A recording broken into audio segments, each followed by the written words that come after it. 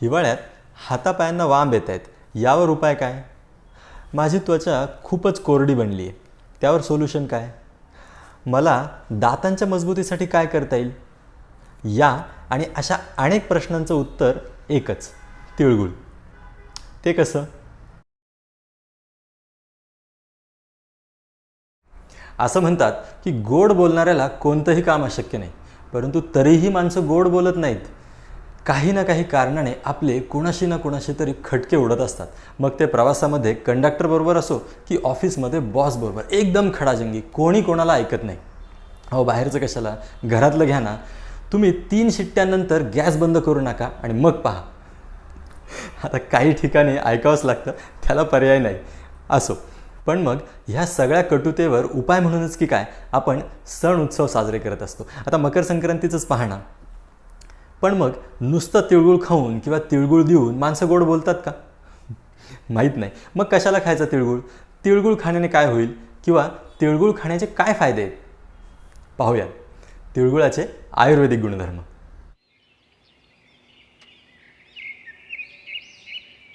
नमस्कार, मी डॉक्टर तुषार कोकाटे. पुन्हा एकदा खूप खूप स्वागत आहे तुमचं. आज आपण पाहतोय तिळगुळाचे गुणधर्म. तिळगुळ 2 पदार्थांनी बनतो, एक तीळ आणि दुसरा अर्थातच गूळ. आता हे 2 पदार्थ एकत्र करून खाल्ल्याने नेमका काय फायदा होतो? आयुर्वेद सांगतो की तीळ हे स्निग्ध, उष्ण, मेध्य, केश्य आणि वर्ण्य आहेत.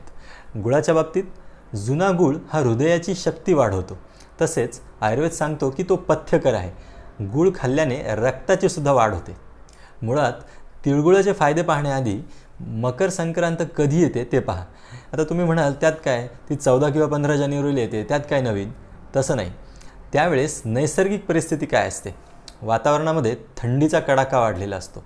आता त्याचा शरीरावरही परिणाम होतोच आणि हीच परिस्थिती पुढे काही दिवस चालणार असते आणि त्याचाच प्रतिकार म्हणून तिळगुळ. थंडीमध्ये वात येणं किंवा वांब येणं असा त्रास बऱ्याच लोकांना होतो. इथं शीतगुणाने काहींचा वात वाढलेला असतो, तसंच वृक्षतासुद्धा वाढलेली असते. तर हे असं वात येणं कमी व्हावं म्हणून शरीराला काहीतरी स्निग्ध, काहीतरी उष्ण असं गरजेचं असतं आणि म्हणूनच तिळगुळ.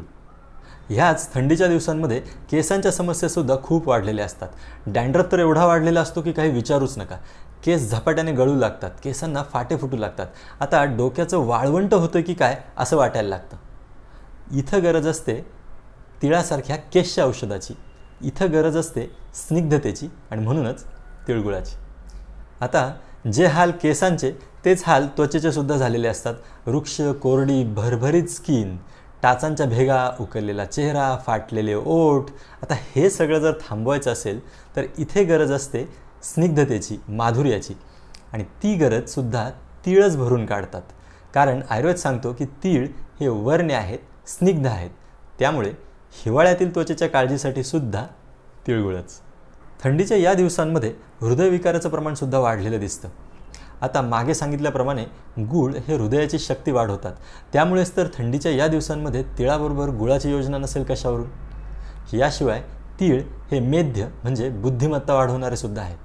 तीळ चावून खाल्ल्याने हिरड्यांना आलेलं दौर्बल्य कमी होतं आणि त्याच्यामुळे दात मजबूत होतात. आता या प्रयोगासाठी शक्यतो काळ्या तिळाचा वापर करा. आयुर्वेदाने तिळाचे वर्णभेदानुसार 3 प्रकार सांगितलेत: काळे तीळ, पांढरे तीळ आणि अरुण म्हणजे थोडेसे लालसर तीळ. याच्यापैकी काळे तीळ हे सर्वात श्रेष्ठ समजले जातात आणि त्याचा औषधात वापर केला जातो. त्या खालोखाल आहेत पांढरे तीळ की जे आपण आहारामध्ये वापरतो. तर ह्यावर्षी मकर संक्रांतीला तिळगुळ खाताना तिळगुळाचे हे फायदे नक्की लक्षात असू द्या.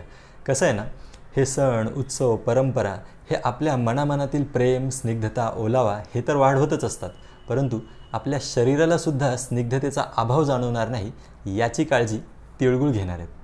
आणि हो, मकर संक्रांतीचा दुसरा दिवस ज्याला किंक्रांत किंवा करीदिन असं म्हणतात, त्या दिवशी तिळगुळ खाऊ नये असं सुद्धा सांगितलं जातं.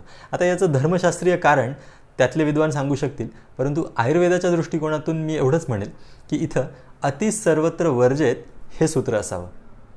कारण वात कमी करणारे तीळ हे कफ आणि पित्त मात्र वाढवू शकतात.